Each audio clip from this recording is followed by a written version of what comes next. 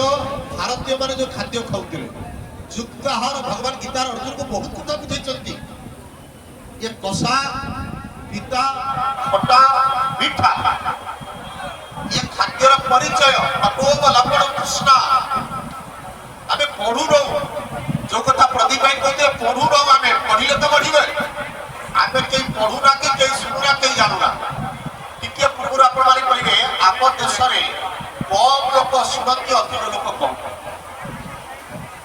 आम देश लोक मैंने बेसी शुणती बेसी कहती आम समाज में कहवा लोक एते शुणा लोक कहीं ना आप देखुना टुन्नीलता पंडा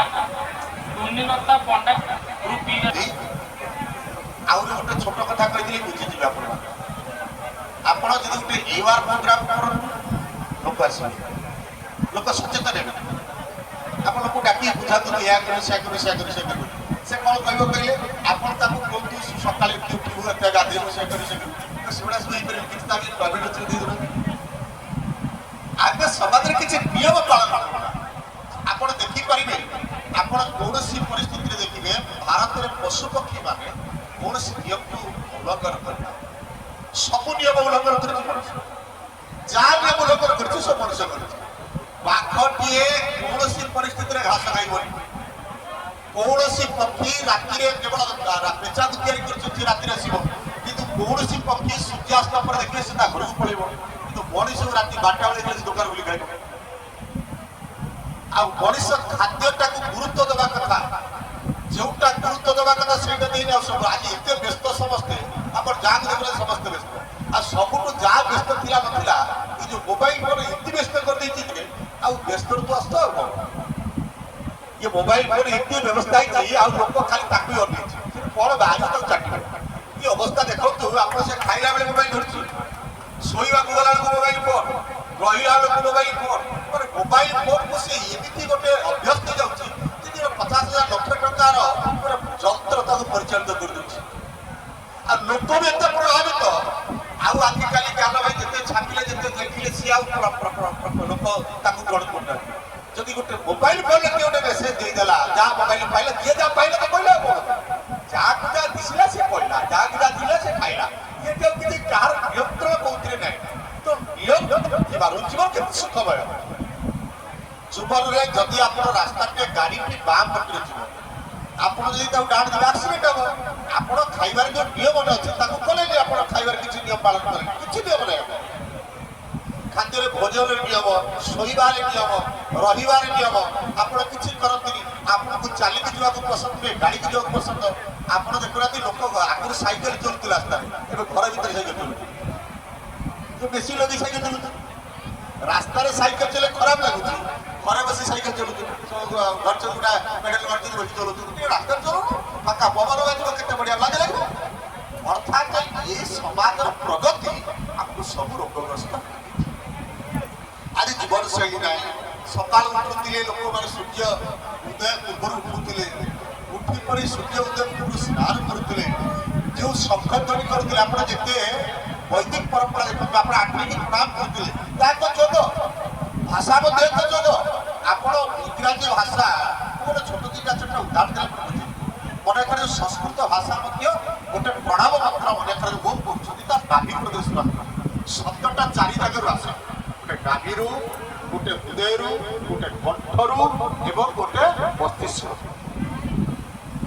आज आप देखु आप जो शब्द उच्चारण कर नाभि शब्दटा ना आप देखो आज डायबिटीज का बाहर देश सब तो बाहर बाहर भारत किसी रोग दे भारत कौन सी रोग दे भारतीय लोक कौन सी रोग विदेश विदेश सब रोग भारत आगुक से सब कहे आपण मैंने भारत कितनी स्वाधीन है कि स्वाधीनता पाइला से पढ़ो आम कि गोलाम है से पढ़ो आम कि चाह दे गोलाम करदे आम स्वाधीनता पाइल 75 वर्ष पाइल जयकार किंतु आम कि पराधीन आम कि गोलाम कर जगह आपको पढ़े दरकार आ गोटे लोक को सागे सागे गोलाम हो गया भारतीय लोक को चाह कपी दिखाते से बदल बदल चाहे कहे से बदल खराब टका पड़ो चाह 5 टकार आम व्यवस्था तेणु आम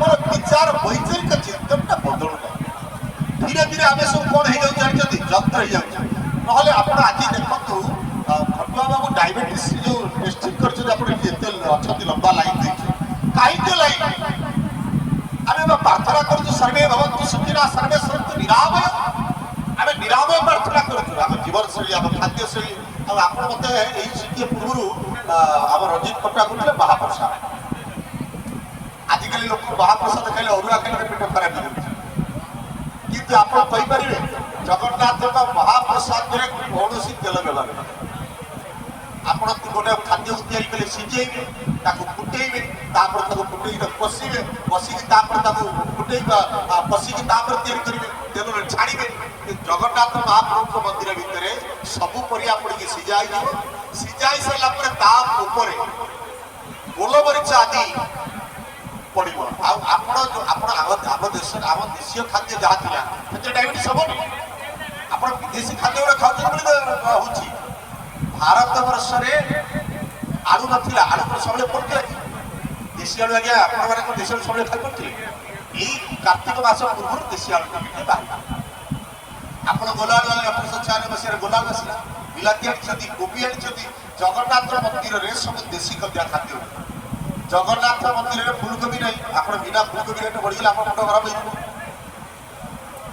ଆପଣ 24 ଘଣ୍ଟା ଏବେ ଫୁଲକୋବି ପାଉଛନ୍ତି। ଆଉ ସବୁର ମୂଳ ହଉଛି ଚାଷ। जो जैविक कृषि थिला से कृषि नष्ट हो जाए।